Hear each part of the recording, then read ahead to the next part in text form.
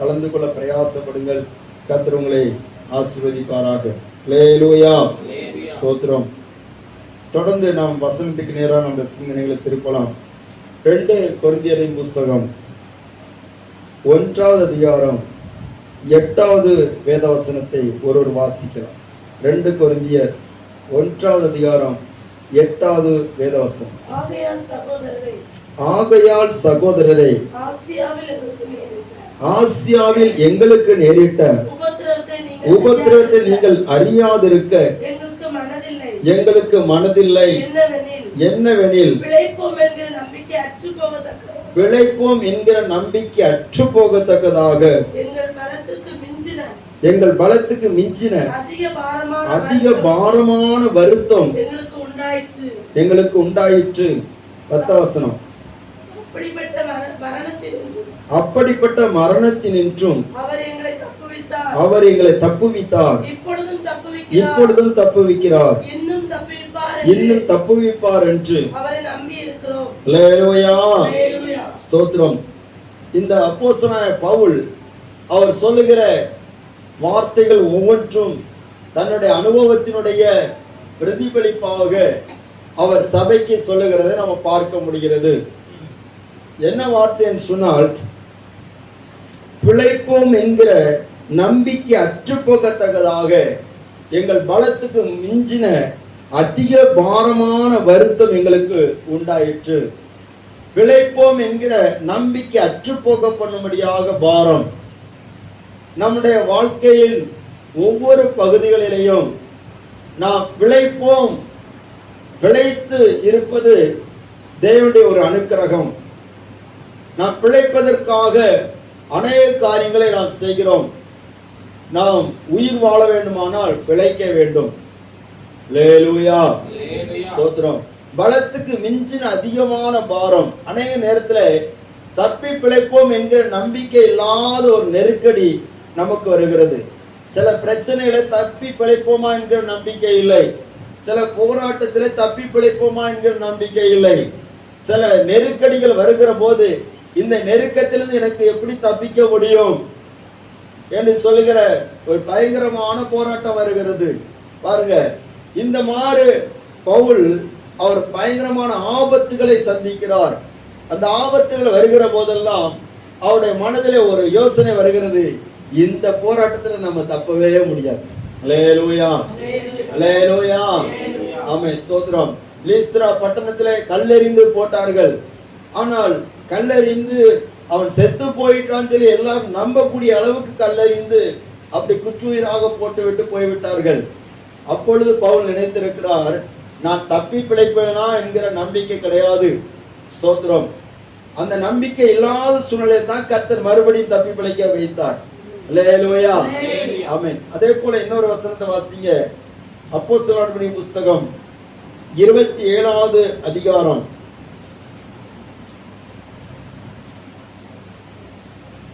34வது வசனம்.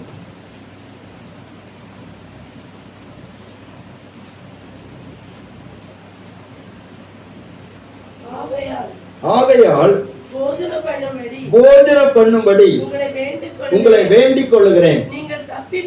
நீங்கள் தப்பி பிழைப்பதற்கு அது உதவியா இருக்கும். அல்லேலூயா. இந்த கப்பல் சேதம், எல்லாரும் அங்க கப்பல்ல பயணம் செய்து கொண்டிருக்கிறார்கள். அந்த அந்த கப்பலானது ரோமாபுரிக்கு போகக்கூடிய கப்பலாக இருக்கிறது. பவுல் கைதியாக இருக்கிறார். அங்கே பயணம் செய்தவர்கள் காசு கொடுத்து பயணம் செய்கிறார்கள். பவுல் மட்டும் காசு கொடுக்காம பயணம் செய்கிறார். அல்லேலூயா, ஆமா. எப்படின்னா சிறை கைதியாக பயணம் செய்கிறார். அந்த கப்பல்ல அந்த ரோம அரசாங்கத்தினால் அவர் கைது செய்யப்பட்டு ரோமாபுரிக்கு கொண்டு போகப்படுகிறார். நியாயம் விசாரிக்கும்படியாக கொண்டு போகப்படுகிறார்.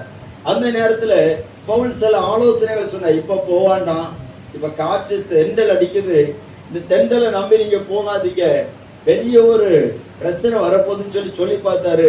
ஆனா பவுலுடைய வார்த்தை யாருமே கேட்கல. சில நேரத்தில் நம்ம வார்த்தை யாருமே கேட்க மாட்டாங்க. நீங்க எப்படி செய்யாதீங்கன்னு சொன்னா அப்படிதான் செய்வாங்க. தெண்டல் அடிக்குது, தெண்டல் அடித்தால் நன்றாக தூக்கம் வரும். அல்லேலூயா, ஆமா, தென்றல் அடிச்சானே எதமா இருக்கும். தென்றல் பிடிக்குமா புயல் பிடிக்குமா? நமக்கு தென்றல் தான் பிடிக்கும். ஆனா தென்றலை என்னைக்கு நம்ப கூடாது. சோதரம்.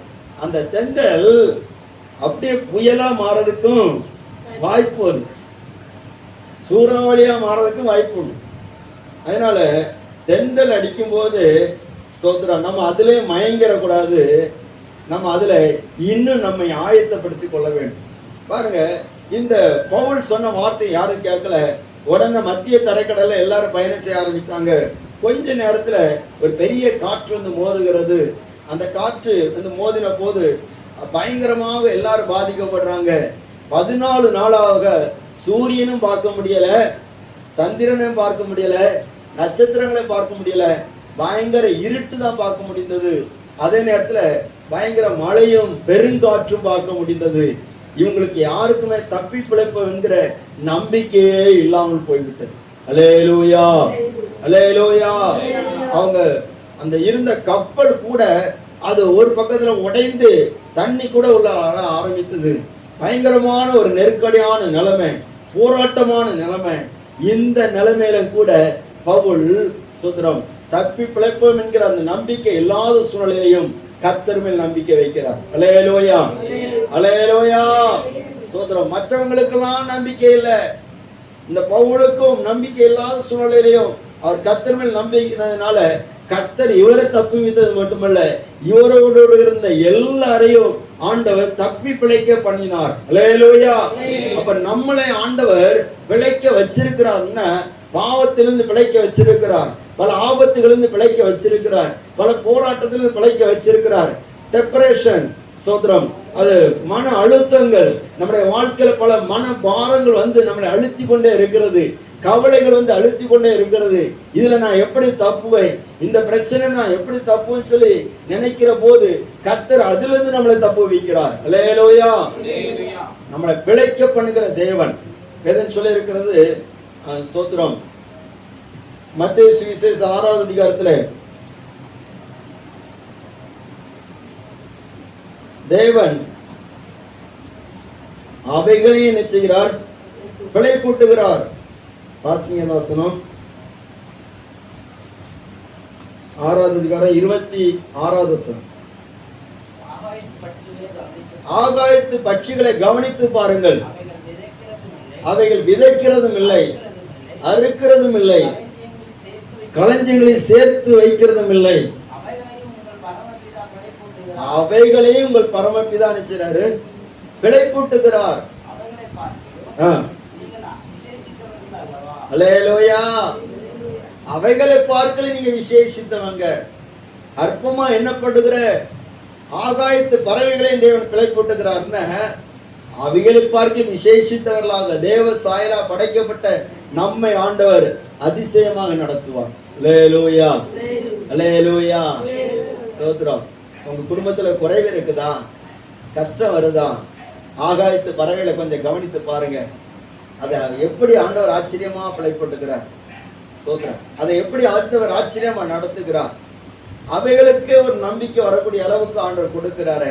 அப்போ அவைகளை பார்த்து விசேஷித்தவர்களாக நம்மை ஆண்டவர் இன்னும் ஆச்சரியமாக வழி நடத்துவார். அல்லேலூயா.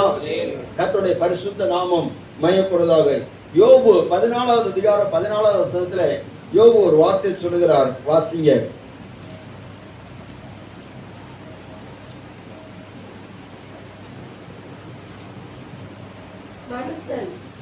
செத்த பின் பிழைப்பானோ, எனக்கு மாறுதல் எப்பொழுது வரும் என்று எனக்கு குறிக்கப்பட்ட போராட்டத்தின் நாளெல்லாம் நான் காத்திருக்கிறேன். அல்லேலூயா. இந்த யோபு சொல்லுகிறார், மனுஷன் செத்த பின் பிழைப்பானோ.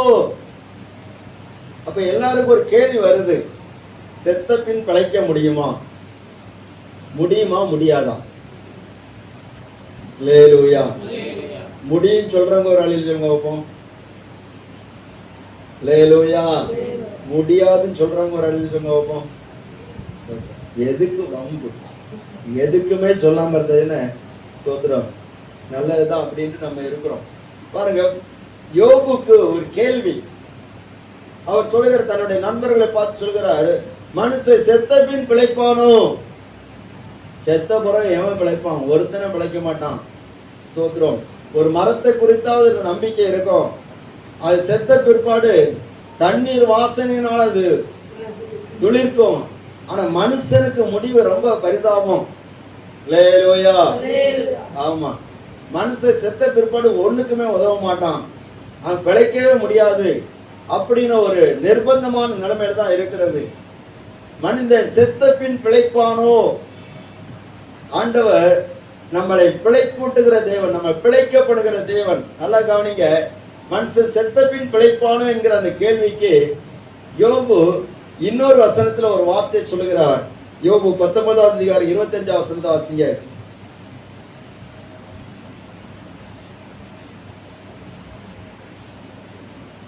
வேறொருவன் 19ஆம் அதிகாரம் 25ஆம் வசனம்.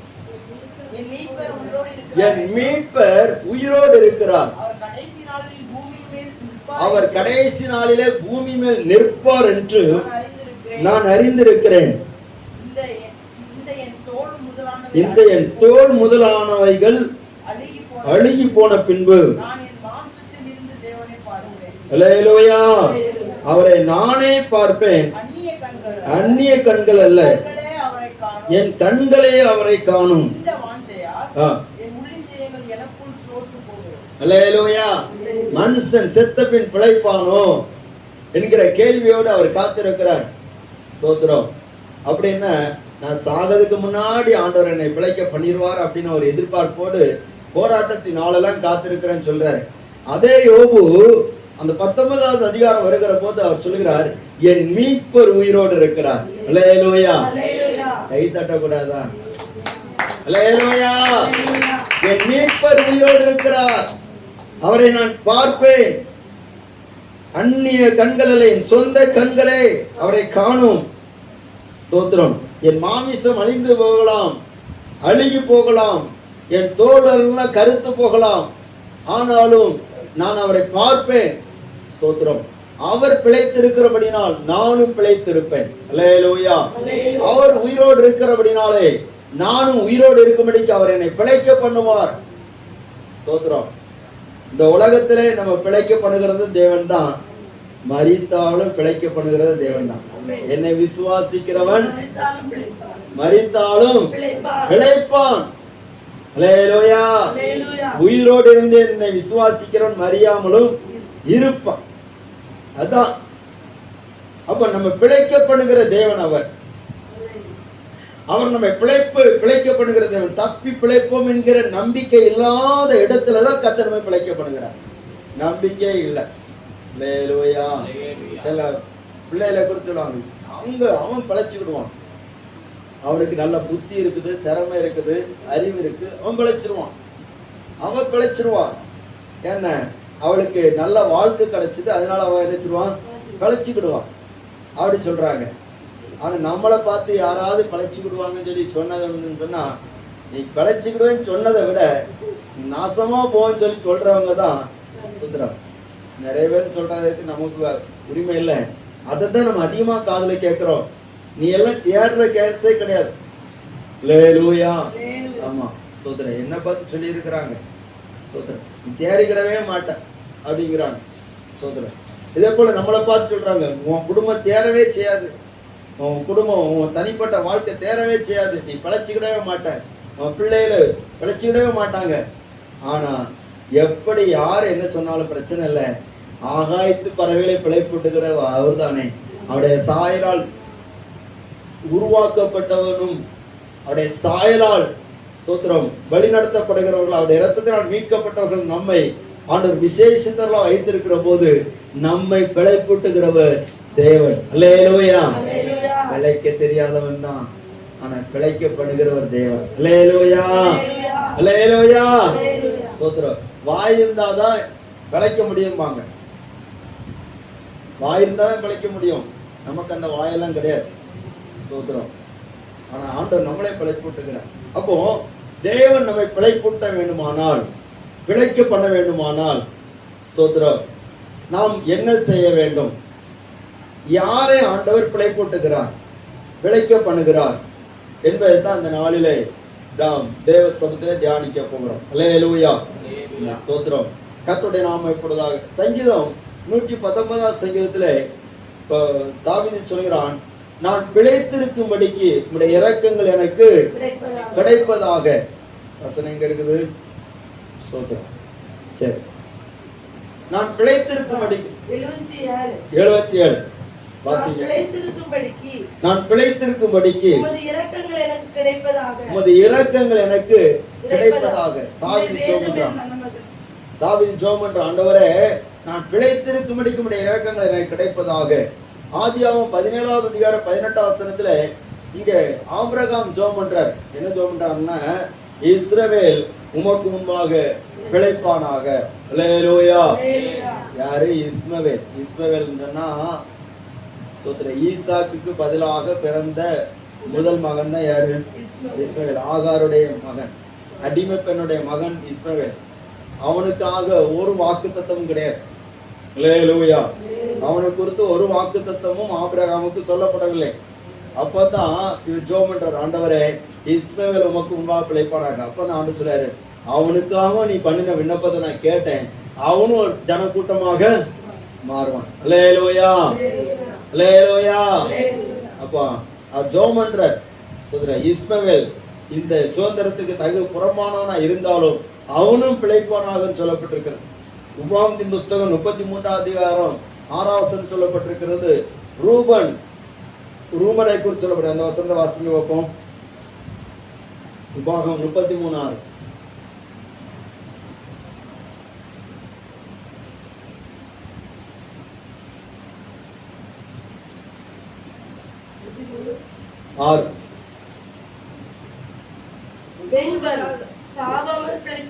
ரூபன் சாகாமல் பிழைப்பானாக. அல்லேலூயா. மோசே ஜெபம் பண்றாரு, ரூபன் சாகாமல் பிழைப்பானாக. ஏன் ரூபன் சாகாமல் பிழைப்பானாக? ரூபன் செய்தது வேண்டாத வேலை. அல்லேலூயா. தன்னுடைய தகப்பனுடைய மஞ்சத்தை தீட்டுப்படுத்தினான். சோதரம் செய்தது அவன் ஒருத்தன் தான் செய்தான், ஆனா அவன் வம்சத்துக்கு பிரச்சனை. அதனாலதான் மோசே ஜெபம் பண்றாரு, ரூபன் சாகாமல் பிழைப்பானாக. அப்போ சோதர தனக்காகவும் நானும் பிழைக்கணும், என்னுடைய வம்சமும் பிழைக்கணும், தவறு செய்தவர்களும் பிழைக்கணும் என்கிற விண்ணப்பம் அங்கே ஏறெடுக்கப்படுகிறத நம்ம பார்க்க முடியும். அப்போ ஆண்டவர் நம்மளை பிழைக்க பண்ணணும்னு சொன்னா நாம் என்ன செய்யணும்? யாரை ஆண்டவர் பிழைக்க பண்ணுவார்? அதற்கு வேதம் என்ன சொல்லி இருக்கிறது? ஆமோஸ் தீர்க்கதரிசன புஸ்தகம் 5வது அதிகாரம் 4வது வசனம். ஆமோஸ் தீர்க்கதரிசனம் 5வது அதிகாரம் 4வது வசனம். ஆமோஸ் எங்க இருக்குது?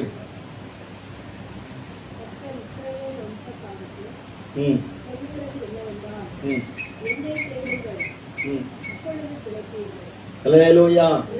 இந்த வசனத்தை பிள்ளைங்க எல்லாம் யாரோ ஒருத்தர் வாசிங்க.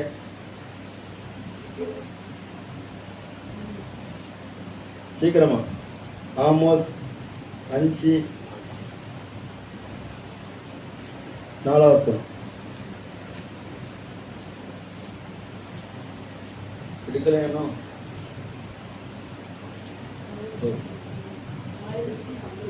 66ஆம் பக்கம். அல்லேலூயா. சரி, சீக்கிரம் வாசிங்க.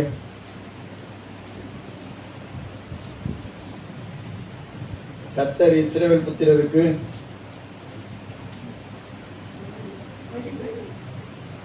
வாசி.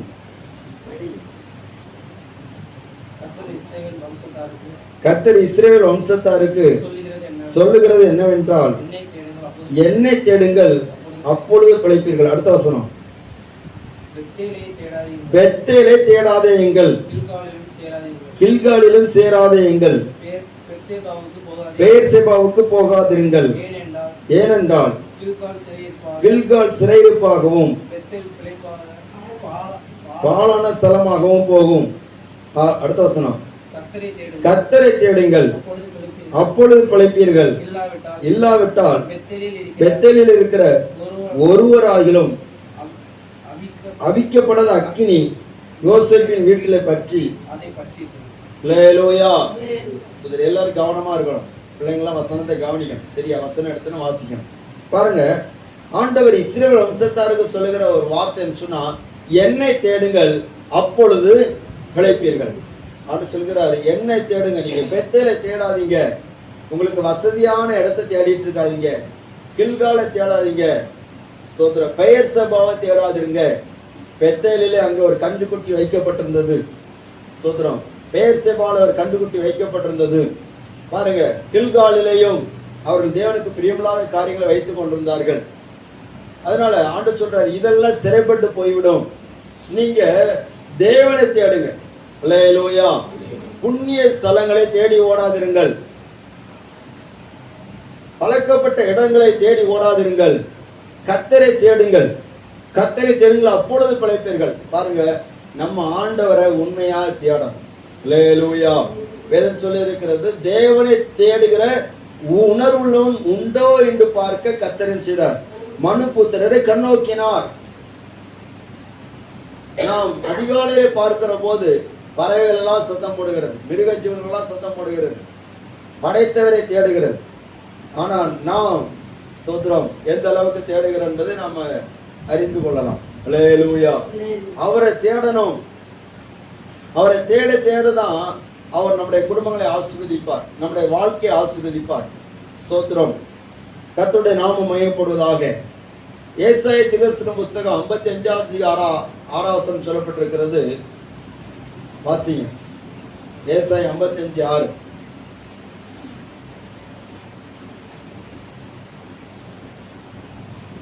கர்த்தரை கண்டடைத்தக்க சமயத்திலே அவரை தேடுங்கள், அவர் சமீபமாய் இருக்கையில் அவரை நோக்கி கூப்பிடணுமா. அல்லேலூயா. டெய்லி ஜோமனமா, எப்போ ஜோமனமா? சிலருக்கு ஜோமனங்களா கஷ்டமா இருக்கு. எப்போ ஜோமனு? இப்பதானே ஜோமன் இருந்து, பகல்ல ஆராதனையில ஜோமன் இதுல காணாதா? இனி ஜோமனமா?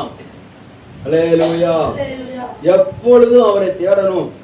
நம்ம பிழைக்கிறோம்னா அவரை தேடணும். கர்த்தரை தேடுங்கள் அப்பொழுது பிழைப்பீர்கள் என்று சொல்லப்பட்டிருக்கிறது. பாருங்க, தேவையில்லாததெல்லாம் நம்ம தேடுறோம், தேவையில்லாததெல்லாம் நாடி ஓடுறோம், அதனால நமக்கு அநேக பிரயோஜனங்கள் இல்லை. ஆனா கர்த்தரை தேடுகிற நேரத்துல நம்ம அவரை தேடணும், இன்னும் அதிகமா அவரை தேடணும். அல்லேலூயா. அவர் நம்மை தேடினார். பாருங்க, 2 நாளாகமத்தின் புஸ்தகம் 15வது அதிகாரம் 8ஆம் வசனத்திலிருந்து நீங்க பாருங்க, பார்ப்பீங்கன்னா அங்க சொல்லப்பட்டிருக்கிறது. 2 நாளாகமம் 15வது அதிகாரம் 2ஆம் வசனத்தை ஒருத்தர் வாசிங்க.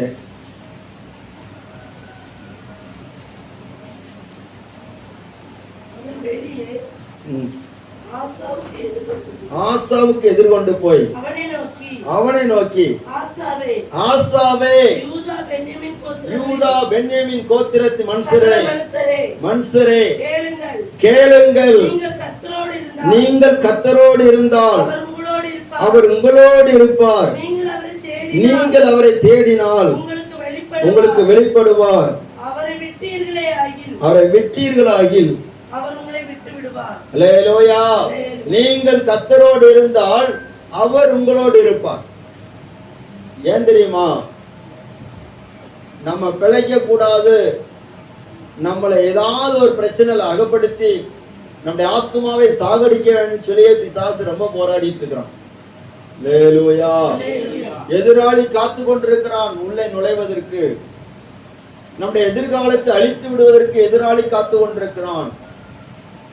எல்லாரும் கவனிக்கணும், பிள்ளைங்களாம் கவனிக்கணும், பெரியவங்களாம் கவனிக்கணும். உங்க குடும்பத்துக்கு ஒரு எதிர்காலம் இருக்கிறது, உங்களுடைய வாழ்க்கைக்கு ஒரு எதிர்காலம் இருக்கிறது. அந்த எதிர்காலத்தை பாழாக்கும்படியாக பிசாசு ரொம்ப எதிர்பார்ப்போடு இருக்கிறான். நம்ம கர்த்தரோடு இருந்தோன்னு சொன்னா, கர்த்தரை உண்மையா தேடினோன்னு சொன்னா அவர் நம்ம கூட இருப்பாரு. நமக்கு ஒரு பிரகாசமான எதிர்காலத்தை வைத்து நம்ம உயர்த்தி வைப்பார். ஆனால் நாம் தேவனை விட்டுவிட்டால் அவர் விட்டுருவார். அவர் எப்ப விடுவாரோ அப்ப கேட்ச் பண்ணுவதற்கு ரொம்ப அவளோடு பிசாசு காத்துட்டு இருக்கிறான். அல்லேலூயா. ஸ்தோத்திரம். அதனால அவரை விட்டுறக்கூடாது. சாலமோனுக்கு தாவீது ஒரு வார்த்தை சொல்லுகிறான். 1 நாளாகமத்தின் புஸ்தகம் 28வது அதிகாரம்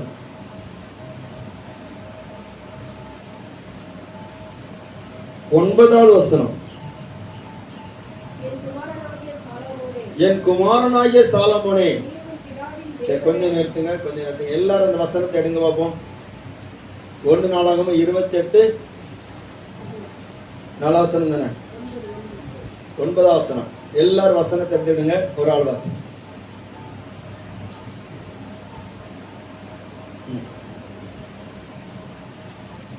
வாசிங்க. எல்லாரும் வசனத்தை கவனிங்க. என் குமாரனாகிய சாலமோனே, நீ உன் பிதாவின் தேவனை அறிந்து அவரை உத்தம இருதயத்தோடும் உற்சாக மனதோடு சேவி. கர்த்தர் எல்லா இருதயங்களையும் அறிந்திருக்கிறார். ஆராய்ந்து நினைவுகளின் தோற்றங்கள் எல்லாம் அறிகிறார். நீ அவரை தேடினால் உனக்கு தென்படுவார். நீ அவரை விட்டுவிட்டால். அல்லேலூயா. சாலமோனுக்கு என்ன குறைச்சல்? தாவீதுக்கு குறைச்சல் இருந்துச்சு. ஒவ்வொரு காடு மேடம் அலைஞ்சாரு. சாலமோனுக்கு என்ன குறைச்சல்? ஒரு குறைச்சல் இல்லை. அப்பாவுடைய ஸ்தானத்துல ராஜாவாக அபிஷேகம் பண்ணப்பட்டு விட்டார். ராஜ பதவி கிடைத்து விட்டது. சாலமோனுக்கு இனி என்ன குறைச்சல்? கூப்பிட்ட குரலுக்கு வேலை செய்ய ஆட்கள் இருக்கிறாங்க. எது வேணாலும் கிடைக்கும். அதிகாரம் இருக்கிறது. எல்லாமே இருக்கிறது. ஆனா இந்த தாவீது சாலமோனுக்கு நல்ல ஒரு ஆலோசனை சொல்றாரு. என் குமாரனாகிய சாலமோனே, உனக்கு எல்லாம் இருந்தாலும் நீ உன் பிதாக்களுடைய தேவனை நினைச்சணும், அறிந்து கொள்ளணும். அவரை நீ அறிந்து கொள்ளணும். அவரை அறிந்து கொண்டு அவரை முழு இருதயத்தோடும் உத்தம இருதயத்தோடும் உற்சாகமானதோடு அவரை சேவி. உத்தம இருதயமான என்ன மனம் வேணும்? உற்சாகமான இருதயமான. அல்லேலூயா. பாட்டு பாடுறது உற்சாகமா பாடணும். சோத்திரம் பண்ணது உற்சாகமா சோத்திரம் பண்ணணும். ஆராதனைக்கு வர்றது உற்சாகமா வரணும். சோத்திரம். நம்ம நேரத்தை தாண்டி ரொம்ப லேட் ஆகக்கூடாது. உற்சாகமா ஆராதனைக்கு அனுப்பிச்சணும். அவரை தேடி வரணும். அல்லேலூயா. உற்சாக மனதோடு சேவி. அவர் இருதயங்களை ஆராய்கிறார். நினைவுகளை தோற்றங்களை ஆராய்கிறார். நீ அவரை உண்மையாக நீ தேடணும். நீ அவரை தேடினா அவர் உனக்கு தென்படுவார். நீ அவரை விட்டுட்டேன்னு சொன்னா அவர் உன்னை என்றைக்கும் கைவிட்டுவார். அல்லேலூயா. சாலமோனுக்கு ஒரு குறைவும் இல்லை. அப்பா சம்பாத்தியம் இருக்குது. அவனுக்கு எல்லா விதத்திலையும் அவனுக்கு ஆகார குறைவோ பணக்குறைவோ எந்த ஒரு மரியாதை குறைவோ ஒண்ணுமே கிடையாது. எல்லாம் அவனுக்கு இருக்குது. எல்லா திரளான ஐஸ்வர்யம் இருக்குது. சாலமோன் சொல்றாரு, என் கண்ணுக்கு இன்பமான ஒன்றே நான் நினைச்சல விலைக்கு வைக்கவே இல்லை. அல்லேலூயா. சோத்திரம். நீச்சலுக்குள்ள வேணுமா? அதெல்லாம் நான் வெட்டிட்டேன். சுந்தர வனத்தெல்லாம் நான் வெட்டிட்டேன். அல்லேலூயா. ரெடி பண்ணிட்டேன். சுந்தர வனம் எல்லா வனத்தையும் ரெடி பண்ணான். கோபுரங்களை கட்டினான். எல்லாம் பண்ணாரு. போதாத குறைக்கு ஸ்தோத்திரம் 1000 பேரை கூட வச்சுக்கிட்டார். ஒரு குறைச்சல் இல்லை. அல்லேலூயா. ஸ்தோத்திரம். ஆனால் இந்த சாலமோன் அவனுடைய தகப்பனாகிய தாவீது சொன்ன அந்த ஆலோசனை தவற விட்டதுனால கடைசி சாலமோனுடைய வாழ்க்கையை ரொம்ப ஒரு இடி விழுந்த மாதிரி ஆயிடுச்சு. அல்லேலூயா. தேவ பிள்ளைகளே, எது இருந்தாலும் இல்லாம போனாலும் கர்த்தரை தேடுகிற அந்த தேடல் மட்டும் நம்ம வாழ்க்கையில இல்லைன்னு சொன்னா நம்ம பிழைக்கவே முடியாது. அல்லேலூயா. நான் பாடும் பாடல் நீர்தானே, தினம் தேடும் தேடல் நீர்தானே. நான் பாடும் பாடல் நீர்தானே, தினம் தேடும் தேடல் நீர்தானே. நித்தியமே என் சத்தியமே, நிரந்தரம் நீர்தானையா. நித்தியமே என் சத்தியமே, நிரந்தரம் நீர்தானையா. நித்திய நித்தியமா உன்னே நிலைத்திருக்கும். தலைமுறை தலைமுறைக்கோ பேசப்படும். நித்திய நித்தியமா உன்னே நிலைத்திருக்கும். தலைமுறை தலைமுறைக்கோ உன் பேர் பேசப்படும். யாக்கோபை உமக்கென்று பிரித்தெடுத்தீரே, இஸ்ரவேலை பிரித்தெடுத்து துதிக்க செய்தீரே. யாக்கோபை உமக்கென்று தெரிந்தெடுத்தீரே, இஸ்ரவேலை பிரித்தெடுத்து துதிக்க செய்தீரே. வல்லவன் நீர்தானே, நல்லவன் நீர்தானே, வல்லவன் நீர்தானே, நல்லவன் நீர்தானே. நான் பாடும் பாடல் நீர்தானே, தினம் தேடும் தேடல் நீர்தானே. ஆமே, நான் பாடும் பாடல் நீர்தானே, தினம் தேடும் தேடல் நீர்தானே. அல்லேலூயா, அல்லேலூயா. தினந்தோறும் தேடணும், அதிகாலையிலே தேடணும், எப்பெல்லாம் நேரம் கிடைக்குதோ அப்பெல்லாம் தேடணும். அவரை தேட தேட அவர் நம்முடைய சமீபத்தில் வந்துகிட்டே இருப்பார். அல்லேலூயா, அல்லேலூயா. அவரை தேட தேட ஆண்டவருக்கு பிரியமில்லாத எல்லா காரியங்களும் நம்மளை விட்டு போயிட்டே இருக்கும். 2 நாளாக 15 அதிகாரத்தில் நம்ம வாசித்தோம். இந்த பகுதியை எடுத்துக்கொள்ளுங்கள். 15வது அதிகாரத்துல ஆசாவை பார்த்து அந்த தீர்க்கதரிசனம் சொல்கிறான், நீங்க கர்த்தரை தேடினால் அவர் உங்களுக்கு தென்படுவார், அவர் உங்களுக்கு வெளிப்படுவார், அவரை வெட்டீர்கள் ஆகிலும் அவர் உங்களை விட்டு விடுவார் சொன்ன இந்த ஆசா என்ன பண்ணுகிறான் பாருங்க. 8ஆம் வசனம் சொல்லப்பட்டிருக்கிறது. ஆசா இந்த வார்த்தைகளை தீர்க்கதரிசியாகிய கேட்ட பொழுது அவன் திடன் கொண்டு அருவருப்புகளை யூதா பென்யமீன் தேசம் அனைத்தையும்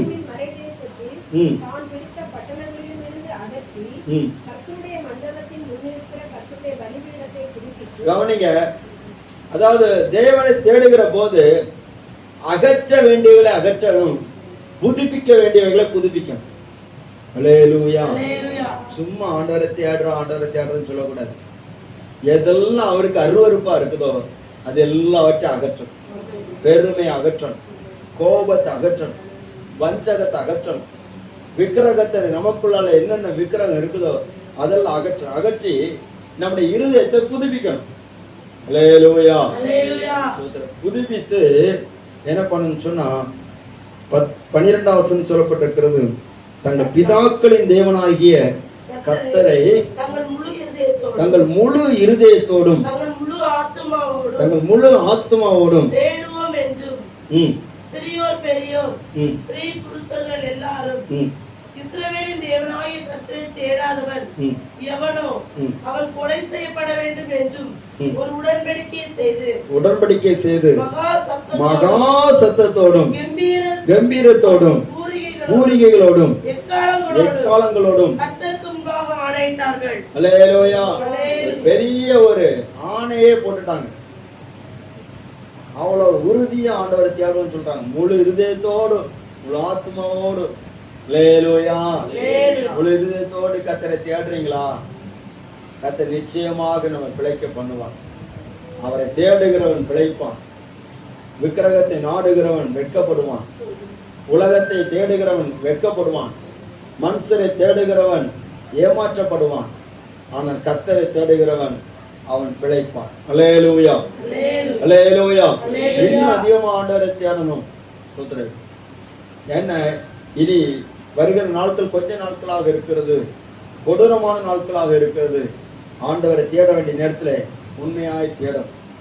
இரண்டாவது, ஆண்டவர் யாரை பிழைக்க பண்ணுகிறான்? முதல்ல அவரை தேடுகிறவன் பிழைக்கிறான். இரண்டாவது யார் பிழைப்பான்னு சொன்னா ஸ்தோத்திரம். மத்தேயு சுவிசேஷம் 4வது அதிகாரம் 4வது வசனம்.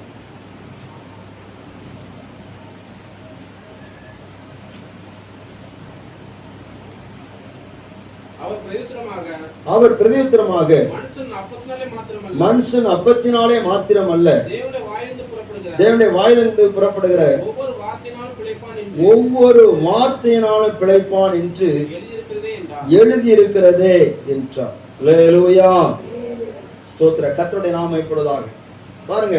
பிசாசு பேசுறதுல சொல்லுகிறான், நீ தேவனுடைய குமாரனே ஆனால் இந்த கல்லுகளை அப்பங்களாகும்படிக்கு சொல்லும் என்று சொன்ன போது ஆண்டவர் சொல்கிறாரு, மனுஷன் அப்பத்தினாலே மாத்திரமல்ல தேவனுடைய வாயிலிருந்து புறப்படுகிற ஒவ்வொரு வார்த்தையினாலும் பிழைப்பான்.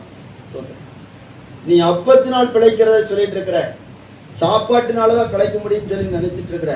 சாப்பாட்டினால இல்ல, தேவனுடைய வார்த்தையினாலே மனுஷன் பிழைப்பான். அல்லேலூயா. அப்ப ஆண்டோட வார்த்தை ரொம்ப முக்கியம். இந்த வார்த்தை தேனிலும் தேன் கூட்டிலிருந்து ஒழுகிற தெளி தேனிலும் மதுரம் உள்ளதாக இருக்கு. தேவனுடைய வார்த்தைனா என்னது? நல்லா கவனிங்க. தேவனுடைய வார்த்தைனா என்னது? தேவனுடைய வார்த்தை சிருஷ்டிப்பின் வார்த்தையாக இருக்கிறது. சிருஷ்டிப்பின் வார்த்தைன்னா உருவாக்கக்கூடிய வார்த்தை. தேவனுடைய வார்த்தை அது அற்புதம் செய்கிற வார்த்தையாக இருக்கிறது. என்ன வார்த்தை? அற்புதம் செய்கிற வார்த்தை. தேவனுடைய வார்த்தை அது நமக்கு நம்முடைய வாழ்வுக்கான வழி செய்யக்கூடிய வார்த்தையாக இருக்கிறது. ஆண்டவர் எங்கெல்லாம் தன்னுடைய வார்த்தையை வெளிப்படுத்தினாரோ அங்கெல்லாம் மனிதன் பிழைத்திருக்கும். அல்லேலூயா. எசேக்கியேல் தீர்க்கதரிசன புஸ்தகத்திலே 16வது அதிகாரத்திலே ஒரு வார்த்தை இருக்கிறது.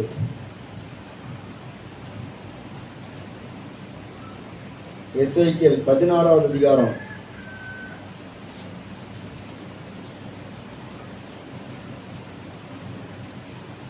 6வது வசனம். நான் அருகே கடந்து போகும்போது மிதிக்கப்படுவதற்கு ஏதுவாய், நான் உன் அருகே கடந்து போகும்போது மிதிக்கப்படுவதற்கு ஏதுவாய், நீ உன் இரத்தத்தில் கிடக்கிறதை கண்டு உன் இரத்தத்தில் கிடக்கிற உன்னை பார்த்து பிழைத்திரு என்றேன். அல்லேலூயா. எருசலேமை குறித்து சொல்றாரு, உன்னுடைய பிறப்பு எப்படிப்பட்டதா இருந்து தெரியுமா? யாரு விரும்பக்கூடியதாக இல்லை. உனக்காக உன்னை சுத்திகரித்து உன்னை அலங்காரம் பண்ணுவதற்கு உன்னை எடுத்து ஒரு நல்ல நிலைமையில கொண்டு வரக்கு யாரும் இல்லை. நீ பிறந்த மேனில எப்படி இருந்தியோ அதே போல இரத்தத்துல அருவருக்கப்படத்தக்க விதத்துல கடந்தாய். இதை ஆண்டவர் ஓமானமாக சொல்லுகிறார். அல்லேலூயா. ஆமா, இதே போலத்தான் நம்ம பிறக்கும் போது கூட ஜென்ம பாவம், ஜென்ம சாபம், சோத்ரம், வம்சங்களா வரக்கூடிய எல்லாத்தையும் சுமந்துட்டு தான் நம்மளே பிறந்திருக்கோம். அல்லேலூயா. ஒரு அலையில சொல்லுங்க. நம்ம அப்பா அம்மா என்னென்ன வேண்டாதவள பண்ணாங்களே நமக்கு தெரியாது. தெரியுமா? சோத்ரம் தெரியாது. நிறைய நல்ல அப்பா அம்மாலாம் இருக்கிறாங்க, அவங்கள நான் சொல்ல வரல. ஆனா அவங்க வெளியில தான் நல்லவங்களா இருப்பாங்க. ஆனா என்னென்ன பேக்ரவுண்ட் சொல்லி அவருக்கு தான் தெரியும்.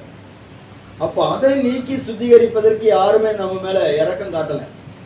அல்லேலூயா. ஸ்தோத்திரம். நம்முடைய அவலட்சணங்கள் குடும்ப வம்சத்தினுடைய பின்னணியை பார்த்தீங்கன்னா ரொம்ப அருவருக்கப்படத்தக்க விதத்தில் இருந்தது. பாவத்துக்கு எதுவாக இருந்தது. அநேக தலைமுறைகளுக்கு இரக்கம் கிடைப்பதற்கு தகுதியற்றதாக இருந்தது. அநேக தலைமுறைகளுக்கு என்ன கிடைக்க தகுதி கிடையாது, இரக்கம் கிடைக்க தகுதி கிடையாது. நிறைய குடும்பங்களை பார்க்கிறோம். ஒரு குறிப்பிட்ட வயது வந்தோடனே அந்த பிள்ளைகளுடைய வாழ்க்கை ரொம்ப போராட்டமா மாறிடும். கடந்த நாளிலே இந்த மலை கிராமத்துக்கு போகிட்டு வந்த இடத்துல ஒரு சம்பவம் நடந்தது. போன வாரம் நடந்தது. போன வாரத்துக்கு முந்தின வாரம் 13ஆம் தேதி. ஸ்தோத்திரம். என்ன சம்பவம்னா, அப்பா அம்மா இல்லாத ஒரு பிள்ளை, அந்த வாலிப பொண்ணு ஹாஸ்டல் படிச்சிருக்கிறா, ஏதோ ஒரு வேலை பார்த்துருக்கிறான்.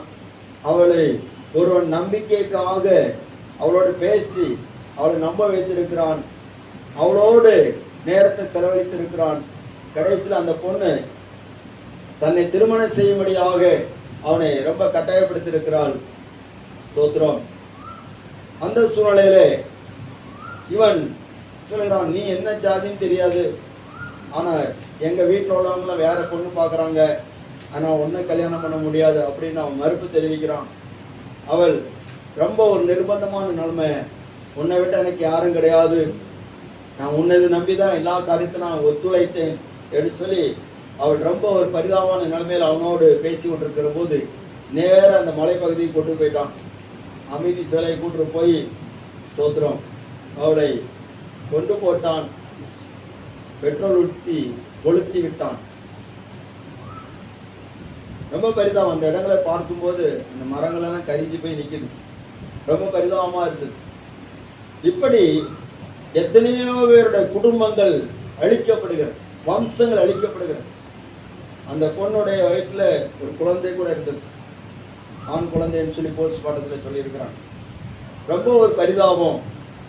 இப்படி அநேக குடும்பங்கள் சாபத்துக்குள்ளாக போய்கொண்டிருக்கிறது, பாவத்துக்குள்ளாக போய்கொண்டிருக்கிறது, வம்சங்கள் அழிக்கப்படுகிறது. ஆனால் கர்த்தர் கவனிங்க, அல்லேலூயா அல்லேலூயா, நம்ம குடும்பங்களை கர்த்தர் அழித்து போடாதபடிக்கு நம்மை ஆண்டவர் பிழைத்திரு சொல்லி நமக்கு வேண்டிய நன்மைகளை செய்து அந்த இடத்திலிருந்து நம்ம தூக்கி எடுத்து அவருடைய இரத்தத்தினாலே நம்மை கழுவி சுத்திகரித்து, நீ என்னுடைய பிள்ளையாக இரு, நீ எனக்குரியவனா இரு, எனக்குரியவளா இரு என்று சொல்லி ஆண்டவர் தூக்கி எடுத்து நம்மை சுத்திகரித்து அவருடைய அலங்காரத்தை தந்து, அவருடைய வஸ்திரத்தை தந்து, அவருடைய எல்லா வாசனைகளை நமக்கு தந்து, நீ என்னுடையவளா இரு என்று சொல்லி நம்மளை இந்த பூமியிலே வைத்திருக்கிறார். அல்லேலூயா. பிழைத்திருக்க பண்ணினார். அது எதனால் உண்டான்னு சொன்னா அவருடைய வார்த்தையினால் உண்டானது. எங்கேயோ ஒரு வார்த்தை நமக்கு நம்முடைய செவிகளை கேட்டது. துக்கத்தோடு இருந்த நம்மை, பாவத்தோடு இருந்த நம்மை அந்த வார்த்தை கேட்டது. பாருங்க, டிஎல் மோடி ஒரு இடத்துல பிரசங்கம் பண்ணிட்டு இருந்தாராம். கவனிக்கிறீங்களா? அல்லேலூயா. அப்ப டிஎல் மோடி ஒருத்தர் பிரசங்கம் பண்ணிட்டு இருந்தாராம். அப்ப அவருடைய பிரசங்கத்தை ஒருத்தன் பண்ணானா, இவர் பிரசங்கம் பண்ணா நான் கேட்கவே மாட்டேன் அப்படின்னு சொல்லிட்டு அவன் இவருக்கு கூட்டத்துக்கு வரவே மாட்டான். ஒரு நாள் அவன் யாரைய கொண்டு விடுவதற்கு அந்த கூட்டத்துல வந்திருக்கிறான். அப்போ இவர் பேசுறாரு, ஆவியானவர் சொல்லுகிறதை காதுள்ளவன் கேட்க கடவன். இந்த வார்த்தை அந்த மனுஷனுக்கு காதுல விழுந்துச்சு. உடனே காதுள்ளவன் கேட்க கடவன்.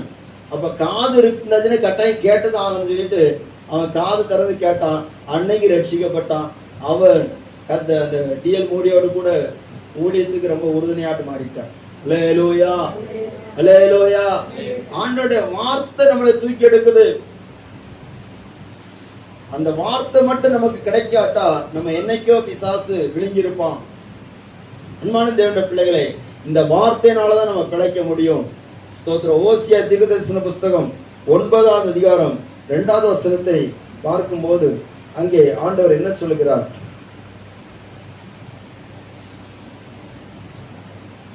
சீக்கிரமா வாசிங்க. தானிய களமும் திராட்சை தொட்டியும் அவர்களை பிழைப்பூட்டுவதில்லை. அல்லேலூயா. அடுத்த வசனம்.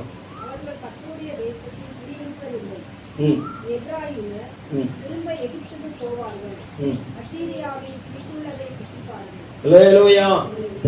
தானிய களம் திராட்சை ரசம் அவங்களை பிழைப்பூட்டாது. ஆண்டவருக்கு வார்த்தை தான் பிழைப்பூட்டும். அல்லேலூயா. நிறைய இருக்கிறதுனால பிழைச்சிட்டு இருக்கிறாங்கன்னு நினைக்காதீங்க. பணம் இருக்கிறவங்கள பார்த்து பயந்துட்டு போயிருக்காங்க.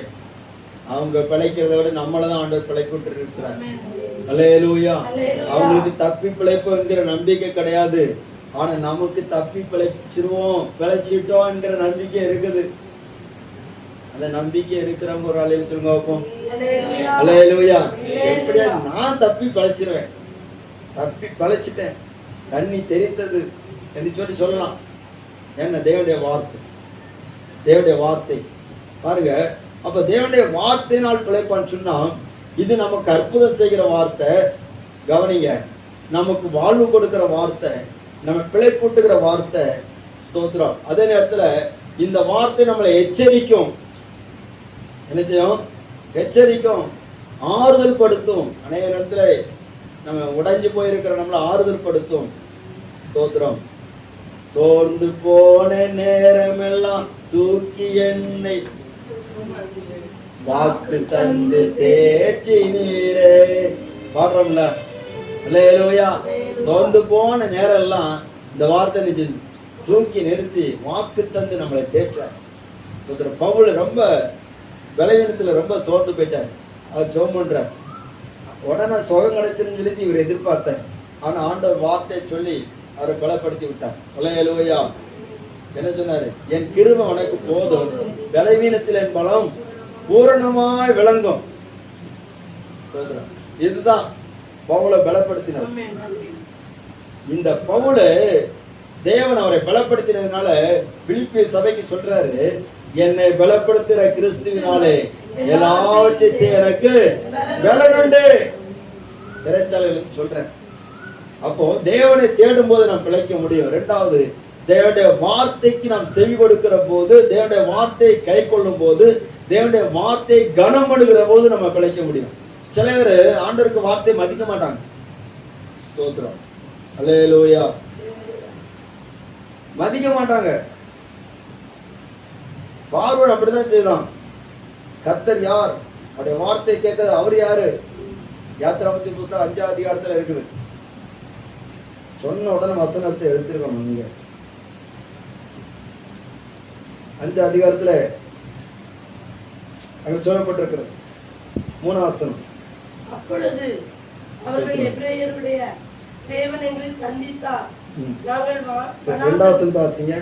அதற்கு பார்வோன் நான் இஸ்ரவேலை போக விட கர்த்தரின் வார்த்தையை கர்த்தருடைய வார்த்தைக்கு அவர் வார்த்தையை கேட்கிறதற்கு அவர் யார்? நான் கர்த்தரை அறியேன். நான் இஸ்ரவேலை போக விடுதலை. அல்லேலூயா. அல்லேலூயா. ஆண்டவர் அவருக்கு வார்த்தை யார் மதிக்காம இருக்கிறாங்களோ ஆண்டவருக்கு ரொம்ப கோபம் வந்துடும். இங்க ஒரு பாஸ்டர் வருவார். அவர் ஒரு வசனம் சொன்னோன்னு ஆமேன்னு சொல்லணும், இல்லாட்டா அவருக்கு கோபம் வந்துடும். சொல்ல நான் கோபமா இருக்கிறேன் அப்படின்றாரு. தெரியுமா உங்களுக்கு? அல்லேலூயா. நான் ஏற்கனவே சொல்லிட்டேன். அவர் வர முன்னாடியே அவர் வந்தோடனே ஒரு வார்த்தை சொன்னா ஆமேன்னு சொல்லணும் அப்படின்னு யாருமே சொல்லல. சோத்திரம். அவரு நீங்க ஒண்ணுமே சொல்ல மாட்டேங்க, எனக்கு கோபமா இருக்கிற அப்படின்னா. சோத்திரம். விளையாட்டுக்கு சொல்லல, உண்மையிலே அது நடக்கிறது. ஆண்டவருக்கு வார்த்தை வரைக்கும் நம்ம ஏற்றுக்கொள்ளாட்டா கவனிங்க, அவர் கோபப்படுவார். அல்லேலூயா. நீ பிழைக்கிறதுக்கு நான் வார்த்தை சொல்லிட்டு இருக்கேன், நீ என்ன செய்யற? அதை செவி கொடுக்க மாட்டேங்கிற. பார்வை தன்னுடைய இருதயத்தை கடினப்படுத்தி கர்த்தருடைய வார்த்தை கேட்க அவர் யாரு அப்படின்னு ரொம்ப அசட்டையா பேசுறான். கடைசியில கர்த்தரை யாருன்னு சொல்லிட்டு அவன் அறிந்து கொண்டான். அல்லேலூயா.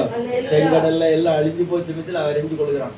இன்னொரு வசந்த வாசிங்க. யாத்திராமத்தின் புஸ்தகம் 9ஆம் அதிகாரம் 20ஆம் வசனம்.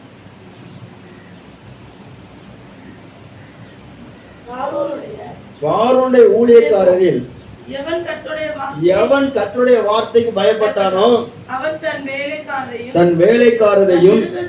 தன் மிருக ஜீவன்களையும் வீடுகளுக்கு ஓடி வர பண்ணினான்.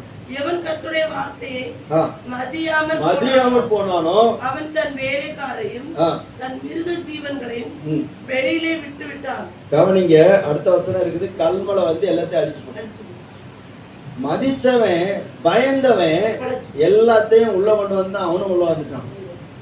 ஆண்டுடைய வார்த்தையை மதிக்காதவன் என்ன பண்ணான்னா எல்லாத்தையும் வெளியே விட்டுட்டான். நிறைய பேர் அவங்க சுயாதீனத்தை வெளியே விட்டுட்டே இருக்கிறீங்க. அல்லேலூயா. டெய்லி பைபிள் வாசின்னு சொன்னா கஷ்டமா இருக்கு. பைபிள் வாசிக்கணும். பைபிள் வாசி என்னத்தை கண்டோம்? வசனத்தை தியானிங்க, அது தியானிச்சு என்னத்தை கண்டோம்? பிரசங்கத்தை ஒழுங்கா கேளுங்க, அது கேட்டு என்னத்தை கண்டோம்? அல்லேலூயா. சின்ன பிள்ளை வசனம் சொன்னாலும் கேட்கணும். சோத்திரம். கழுத வசனம் சொன்னாலும் கேட்கணும். அல்லேலூயா. சோத்திரம். கழுத வசனம் சொன்னாலும் கேட்கணும். ஆனா வசனத்துக்கு மாறாக, தேவனுடைய வார்த்தைக்கு மாறாக தேவதூதனே வந்து சொன்னாலும் கேட்க கூடாது. அல்லேலூயா. சோத்திரம். இல்லையா, அவன் கழுதையுடைய வார்த்தை கேட்டான், தன்னை தப்புவித்து கொண்டான். ஸ்தோத்திரம். தேவதூதனே வந்து சொன்னாலும் இந்த வார்த்தைக்கு மாறாட்டி யாராவது சொன்னாலும் அது கேட்க மாட்டான். அல்லேலூயா. அப்போ முதல்ல தேவனை தேடுகிறவன் பிழைப்பான். இரண்டாவது வார்த்தைக்கு செவி கொடுக்கிறவன் பிழைப்பான். மூன்றாவது ரொம்ப முக்கியமான ஒரு காரியம், எசேக்கியேல் 3ஆம் அதிகாரம் 21ஆம் வசனம்.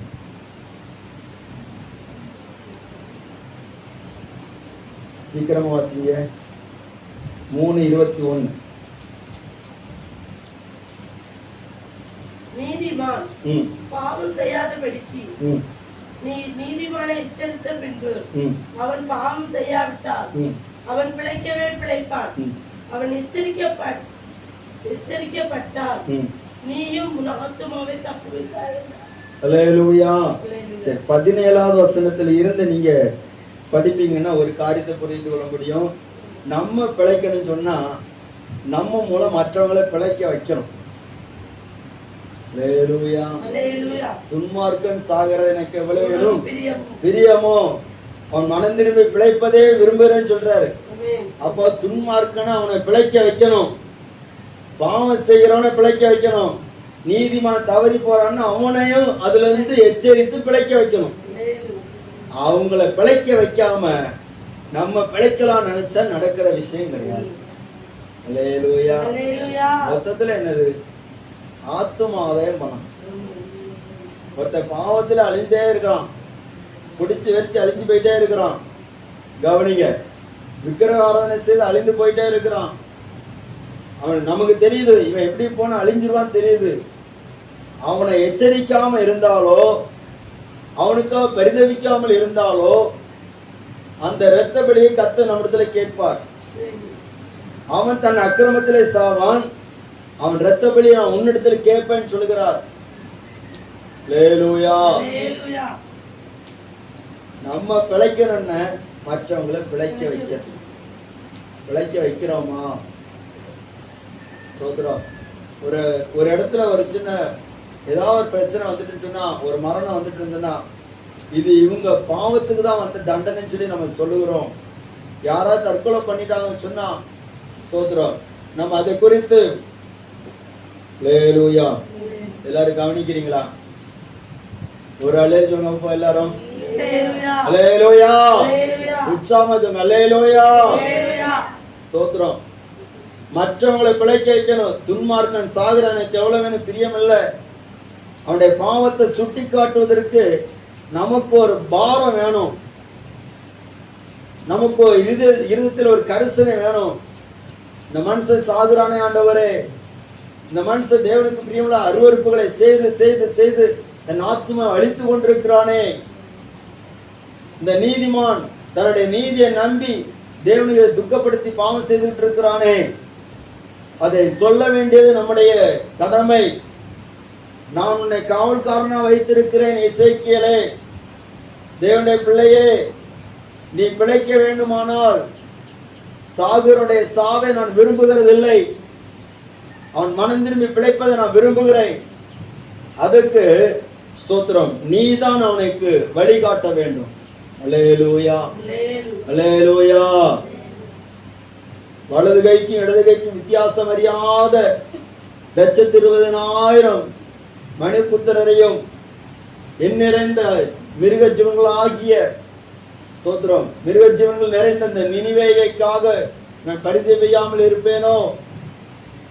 நீ நடாததும் கவனிங்க, அல்லேலூயா, பிரயாசப்படாததுமான ஒரு ராத்திரியிலே முளைத்து ஒரு ராத்திரி அழிந்து போன ஆமணக்குக்காக நீ ரொம்ப கவலைப்படுறியே. எல்லாரும் கவனிக்கிறீங்களா? அல்லேலூயா. நம்ம கவலை எல்லாம் ஆமணக்கு செடி. ஸ்தோத்திரம். அதுக்காக நான் கவலைப்படாட்டா வேற யாரு கவலைப்படுவான்? தேவன் பார்த்து கொள்வார். ஆனா நமக்கு ஒரு கடமை இருக்குது, நமக்கு ஒரு வேலை இருக்குது. நம்ம பிழைக்கணும்னு சொன்னா நம்ம அநேகரை பிழைக்க வைக்கணும், அநேகரை காப்பாத்தி விடணும், அநேகரை அக்கினிந்து இழுத்து விடணும். அது நம்ம விழுந்த கடமை. சுவிசேஷத்தை நான் அறிவியாது இருந்தால் எனக்கு ஐயோ.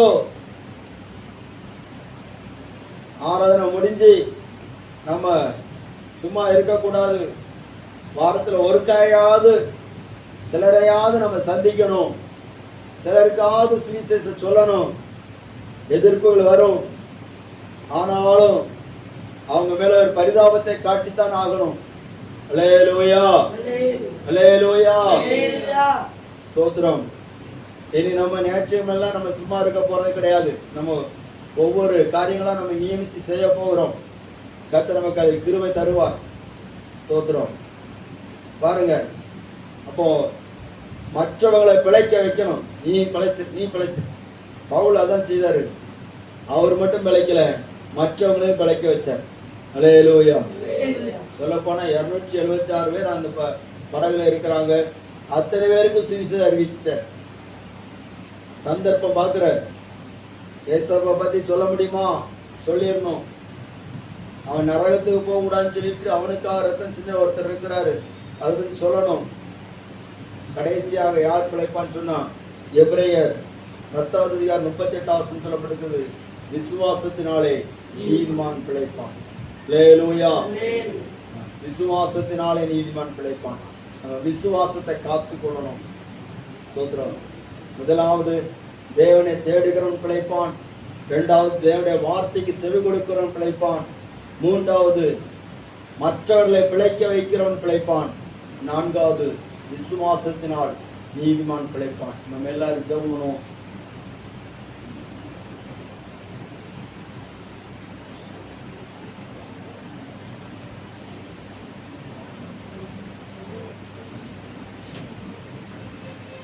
எல்லாரும் முடிந்தவங்க அப்படி எழுந்து நிற்க முடியும்னு சொன்னா எழுந்து நிற்கலாம்.